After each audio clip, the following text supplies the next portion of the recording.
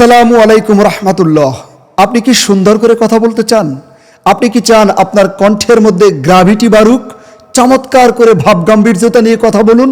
তাহলে এই যে কলমটা দেখছেন, ম্যাজিক পেন, অথবা আপনি এটাকে ভাবতে পারেন পেন্সিল মেথড, পেন মেথড। এই কলম মেথডটা আপনি ব্যবহার করবেন। কি করবেন?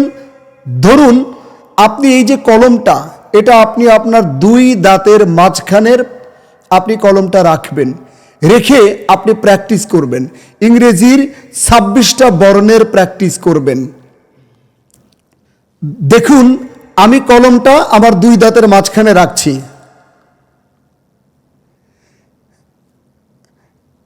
এইভাবে প্র্যাকটিস করবেন।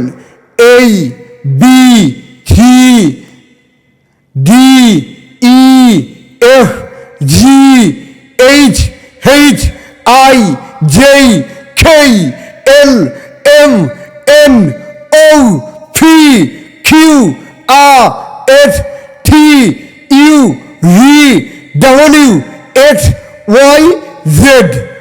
আপনি দেখেন এইভাবে কলমটা দুই দাঁতের মাঝখানে নিয়ে আপনি 26টি ইংরেজি বর্ণ বারবার বলেন। আবার আপনি স্বরবর্ণ ব্যঞ্জন বর্ণ বাংলায় বলেন।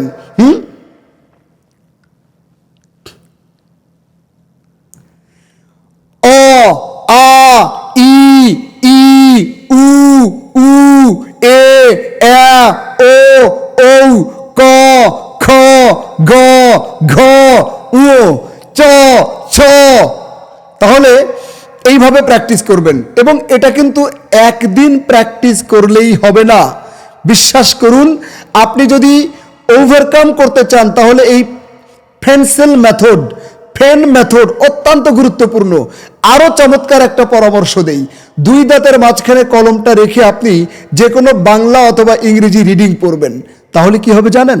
Wow wow!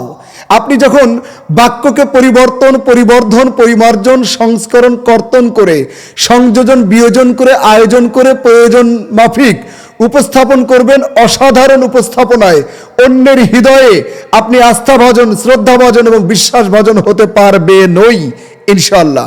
তাহলে কিভাবে আপনি রিডিং পড়বেন পেন মেথড দিয়ে, এটা আমি একটু দেখাচ্ছি, দেখুন।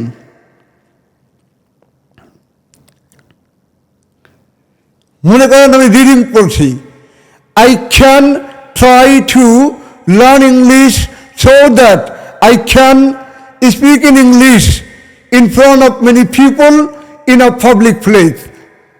এই যে দেখেন, আপনি কলমটা নিলেন, কলমটাকে এমনভাবে নিবেন দুই দাঁতের মাঝখানে, এইভাবে নিয়ে আপনি রিডিং পড়বেন। I can try to speak in English, or I can try to learn English so that I can speak in English with sweet tone and tune in front of many people in a public place.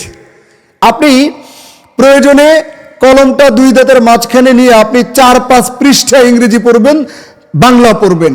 এইভাবে প্রতিদিন যদি 1 ঘন্টা সময় দেন, একটা কলম বা একটা pencil নিয়ে 1 মাস সময় দিয়ে দেখুন, আপনার কথা নিট অ্যান্ড ক্লিন হয়ে যাবে, পরিষ্কার পরিচ্ছন্ন চমৎকার হয়ে যাবে। আপনার পরিষ্কার কথা শুনে অন্যজন মন্ত্রমুগ্ধের মতো বিগলিত হয়ে যাবে।